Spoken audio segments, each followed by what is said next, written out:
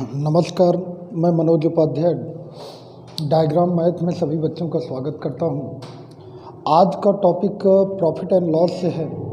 तो profit and loss में बहुत सारे फार्मूला और बहुत सारे ट्रिक का सामना करना पड़ता है। तो इसमें कॉन्सेप्ट जानेंगे कि कैसे किसी सवाल को आसान बनाया जा सकता है और किस तरीके से सवाल को लगाया जाए कि उसके लिए हमें न फार्मूला की ज़रूरत पड़े न किसी ट्रिक की ज़रूरत पड़े।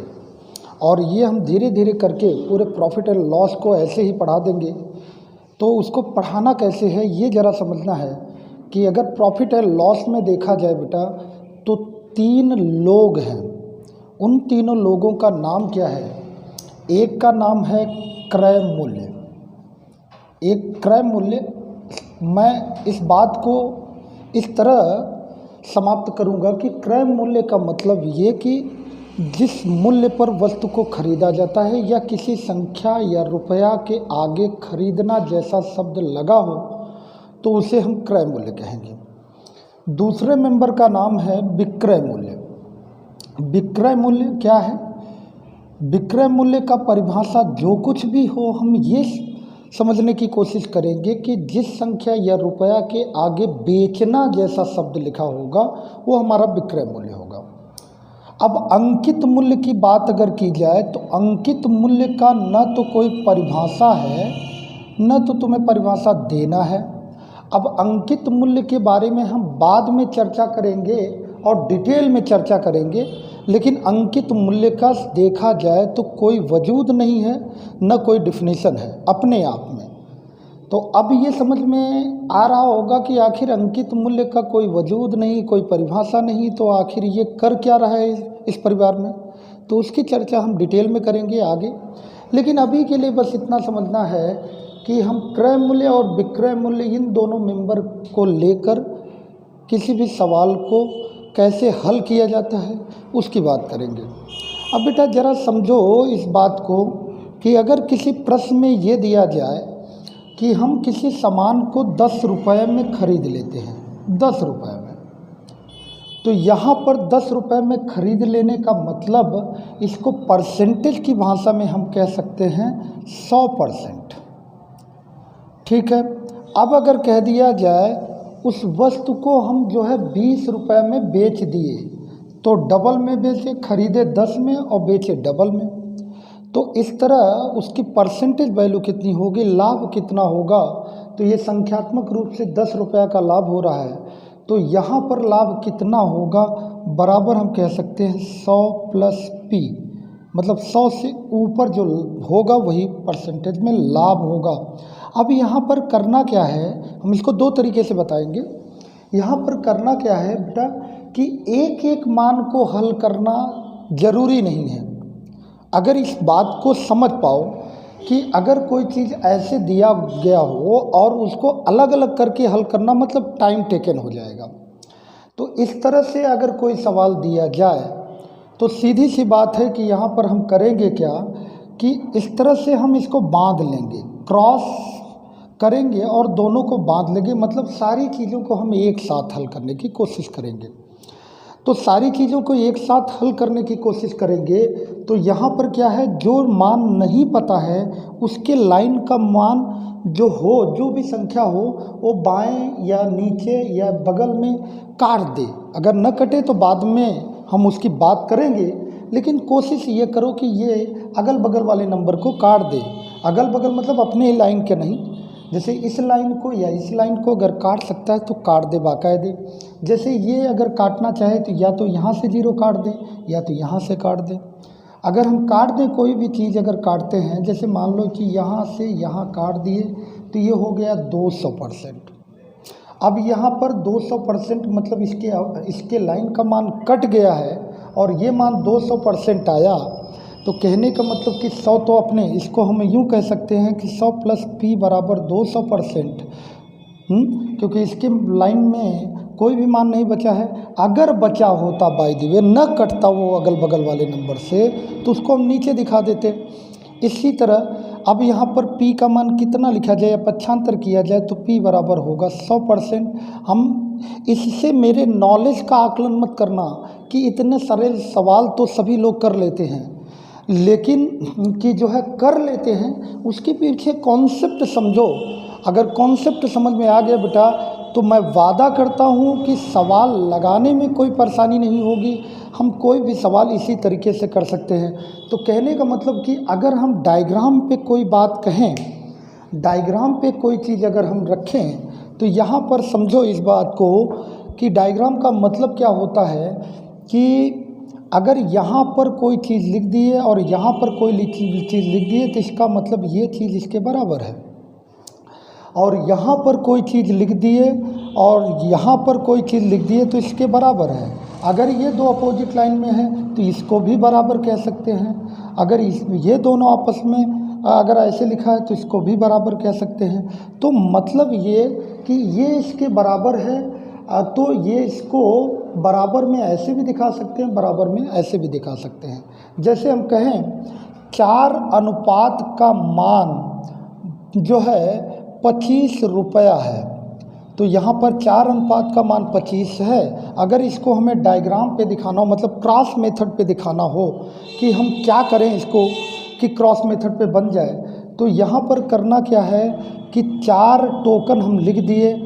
अब बराबर 25 है, चाहे यहाँ दिखा दें बराबर के रूप में और चाहे यहाँ पर दिखा दें, दोनों का मीनिंग एक ही निकलेगा। हम किसी भी नंबर को अलग अलग करके न हल करेंगे, उसको हम सीधे सीधे एक साथ समेट लेंगे, समूह बना लेंगे और एक साथ ही सॉल्व करेंगे।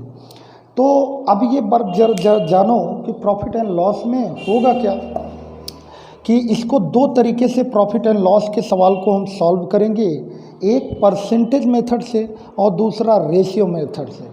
तो यहाँ पर क्रय मूल्य की बात अगर करें तो क्रय मूल्य का परसेंटेज में क्रय मूल्य का मान परसेंटेज में 100% को बतलाता है। इसी तरह विक्रय मूल्य की बात किया जाए तो विक्रय मूल्य जो है 100 प्लस पी, अगर प्रॉफिट होगा तो 100 के ऊपर चला जाएगा। पी का मतलब कि जो भी 2-4%, 10%, 20% होगा वही पी है, 100 से ऊपर चला जाएगा। और अगर मान लो 100 के नीचे भी हो सकता है कि लॉस पे बेचा जाए तो 100 से नीचे चला जाएगा, वही जो नीचे जितना जाएगा वही लॉस होगा। 100 माइनस एल के बारे में बात करें। अब इस सवाल को हम करेंगे क्या कि बेटा याद रखना कि ये दोनों आपस में जब बराबर हो सकते हैं तो इसको हम डायग्राम पे एक साथ कैसे समेट सकता हूँ, समेटूंगा कैसे।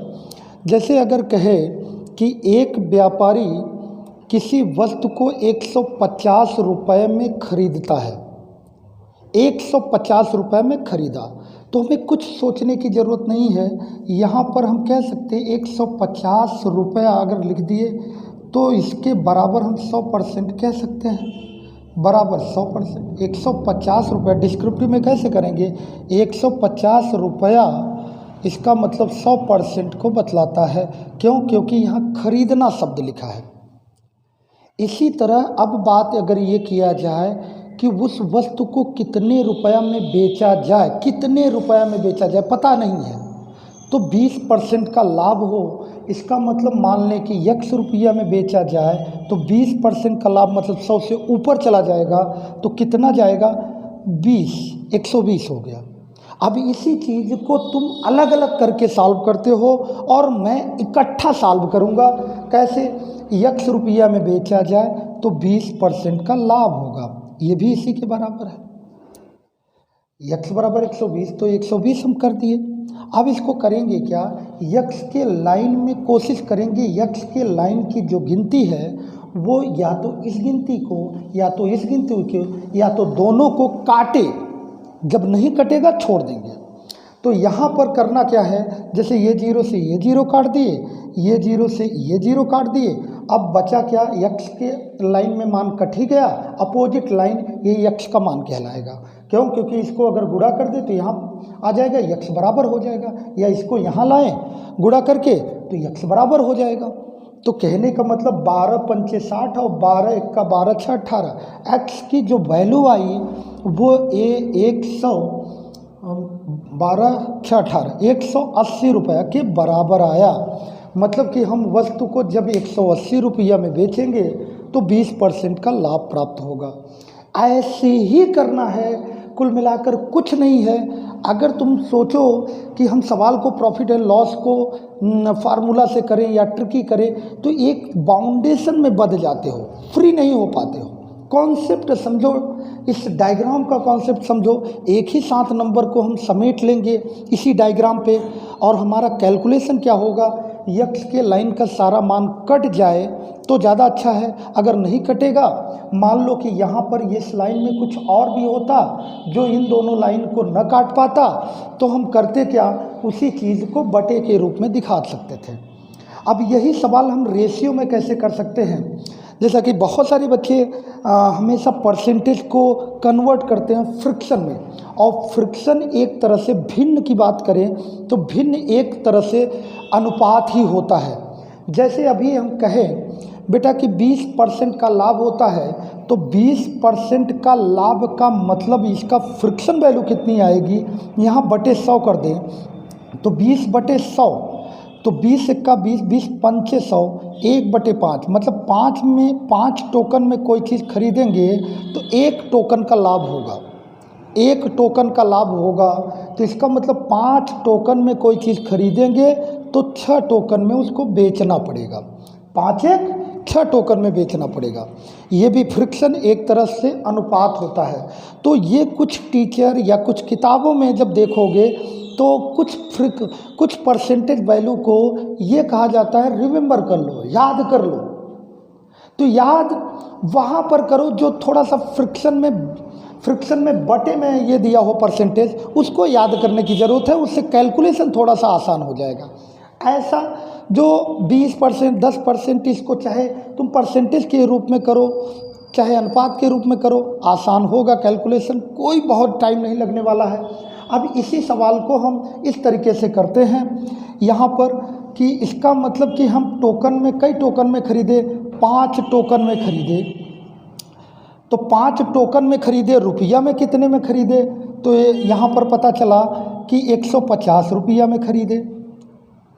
फिर बेचे कितने में, 5 और 1 लाभ, ये लाभ है, तो 5 एक 6 टोकन में अगर बेचेंगे तो कितने रुपए का लाभ होगा। इसका भी डायग्राम बड़े आराम से बना सकते हो, यही बना सकते हो डायग्राम। यक्स के लाइन का मान कट जाए, आंसर आ जाएगा। यक्स के लाइन जैसे यहाँ पर 5 तिहाई 15 और 6 त्रिक 18, एक्स की वैल्यू 180 आया। लेकिन मैं कहूँगा कि अभी क्या करो कि ऐसे किया करो, उससे क्या है कि आगे जब वस्तुओं पर आधारित प्रश्न की बात करेंगे तो वो भी बड़े आराम से किया जा सकता है। तो हम ऐसे इस चीज़ को दिखा सकते हैं, 150 रुपये में खरीदे तो इसका टोकन वैल्यू 5 टोकन आया, तो कितने रुपए में बेचे, मतलब कि बेचेंगे टोकन में 6 टोकन में, 6 टोकन नीचे दिखा दे रहे हैं, तो 6 टोकन में बेचेंगे तो कितने रुपए मिलेगा। तो यहाँ पर ऐसे कर सकते हैं। अब ये इससे नहीं कटेगा, इससे तो कट ही जाएगा, तो 5 तिहाई 15 और 6 त्रिक 18। तो कहने का मतलब यह है कि profit and loss, percentage, SI, CI बहुत ही आसान है बेटा। थोड़े से मुझसे कनेक्ट करो, थोड़ा सा मुझसे कनेक्ट करोगे बेटा तो हम कुछ करने नहीं देंगे। मैं ऐसे ही सवाल को बताऊंगा और पूरा का पूरा बता दूंगा, लेकिन थोड़ा सा कनेक्ट करो, मुझसे कनेक्ट करोगे, मुझसे जुड़ोगे, मेरी बातों को जब समझने लगोगे तो वादा मैं करता हूँ बेटा सारे ट्रिक सारी फार्मूला को भूल जाओगे, सारे ट्रिक सारे फार्मूला को भूल जाओगे। एक और एग्जाम्पल सीधा लेते हैं यहाँ पर। जैसे अगर कह दिया जाए कि हम किसी वस्तु को 300 रुपये में बेचते हैं तो सीधा मुझे 50% का लाभ प्राप्त होता है। मतलब अगर हम किसी वस्तु को 300 रुपये में बेचें तो सीधा 50% का लाभ प्राप्त होता है। तो कहने का मतलब कि यहाँ पर हम सीधे डायग्राम पे ये करेंगे, जैसे लिखते हो वैसे कर रहे हो। इसका मतलब ये है कि 300 रुपये में बेचने पर 50% का लाभ, मतलब कि बेचने का मतलब 100 के ऊपर चला गया, और कितना ऊपर जाएगा 50%, तो 150 हो गया। अब इसको डायग्राम पे दिखाना है बेटा, तो 300 हम यहाँ लिख सकते हैं और बराबर 150% यहाँ लिख सकते हैं या यहाँ लिख सकते हैं। दो मौका है, तो हम यहाँ नहीं लिखेंगे, यहाँ लिखेंगे। क्यों? क्योंकि अभी वस्तुओं की संख्या भी बतानी है मुझे, तो यहाँ लिखो। तो 300 रुपया 150% को बतलाता है। तो कह रहे हैं उस वस्तु को कितने रुपए में खरीदा गया। तो उस वस्तु को मान लो x रुपये में ख़रीदा गया, और x रुपये में जब खरीदोगे तो उसकी जो परसेंटेज वैल्यू होती है खरीदने का कितना होता है, 100%। तो अब यहाँ पर इसको भी दिखलाना है, तो मान लें कि x रुपया बराबर 100%। अब एक बात ये भी तुम लोगों के दिमाग में आ रहा होगा कि आखिर सर परसेंटेज ऊपर क्यों नहीं दिखा रहे। एक बार डिसाइड कर लो, जो तुम्हें डिसाइड करना है कि हमें रुपया ऊपर दिखाना है कि परसेंटेज। तुम जैसे भी दिखाओगे आंसर ज़रूर आएगा। यहाँ पर अगर तुम परसेंटेज ऊपर दिखा के रुपया नीचे दिखा दिए तो दोबारा परसेंटेज ऊपर दिखाना, रुपया को नीचे दिखाना, कोई दिक्कत नहीं है, फ्री हो। थोड़ा सा सीखोगे बेटा तो अपने आप आइडिया मिलता जाएगा कि कुछ नहीं है, जैसे करना है वैसे करें, इसके साथ खेलोगे। तो यहाँ पर अगर इसका मान निकालना हो तो 1.5 दूना 300 हो, 200 रुपये में उस वस्तु को खरीदा गया। इसी तरह अगर तुम समझ रहे हो कि ऐसा करने में हो सकता है कि गलत आए, तो बिल्कुल गलत नहीं आने वाला है। जैसे मान लिया जाए यहाँ पर हम कह दें 150% में बेचा जाता है तो 300 रुपया मिलता है। तो 100% पे बेचा जाएगा तो कितना रुपया मिलेगा, x रुपया। अब यहाँ पर फिर भी वही आएगा, 1.5 दूना और 100 दूना 200 रुपया आएगा। इसको हम रेशियो में भी बना सकते हैं, जैसा कि अभी वो बोले, मतलब कि 50% का फ्रिक्शन वैल्यू होता है 1/2, क्योंकि 100 का भाग दोगे। तो यहाँ पर अब ये बात ज़रा समझो, इस बात को ज़रा समझ लो कि 2 टोकन में ख़रीदा गया तो 1 टोकन का लाभ हुआ। इसका मतलब बेचा कितने गए हुआ तो टोकन में, 2 1 3 टोकन में। तो अब हम कह सकते हैं 3 टोकन में जब हम सामान को बेचेंगे तो हमें मिलेगा 300 रुपया। तो हम खरीदे कितने टोकन में, 2। ये क्रय मूल्य को बताता है। अगर कुछ न कहे तब नीचे वाला फ्रिक्शन क्रय मूल्य को बताता है। अगर मान लो विक्रय मूल्य की चर्चा करेगा तब ये कहेगा कि विक्रय मूल्य पर इतने % का लाभ होता है। नहीं, अगर विक्रय मूल्य की चर्चा किया तो हमेशा नीचे वाले फ्रिक्शन को हम क्रय मूल्य समझेंगे। तो 2 1 3 टोकन में बेचा गया, 300 रुपया मिला। तो इसका मतलब क्रय मूल्य कई टोकन है, 2 टोकन है तो कितना रुपया मिलेगा। यहाँ पर ऐसे काट दिए तो 100 आया, 200 रुपया आ गया। तो बहुत कुछ नहीं करना है। मैं चाहता हूँ इसको वायरल करो ऐसे वीडियो को। और बेटा मेरा वादा है, वस्तुओं की संख्या दिया रहे या जो है तुम्हें रुपया दिया रहे या कैसे भी सवाल अंकित मूल्य का होगा, हम सारे सवाल को इसी मेथड से सॉल्व कर ले जाएंगे। कोई प्रेशर नहीं लेना है और कंपटीशन ऐसे निकालना है बेटा एकदम कि अब ये समझो कि जो है फार्मूला लगाओगे या ट्रिक लगाओगे, कितने ट्रिक को याद करोगे लाइफ में। कॉन्सेप्ट समझो, अगर कॉन्सेप्ट समझ गए, एक बार पिच पे आके टिक गए तो फिर चौका और छक्का मारने से कोई रोक नहीं पाएगा तुम्हें। ये मेरा अपना वादा है। आज के लिए इतना ही, बाकी मिलते हैं अगले वीडियो में। Okay, thank you lot of.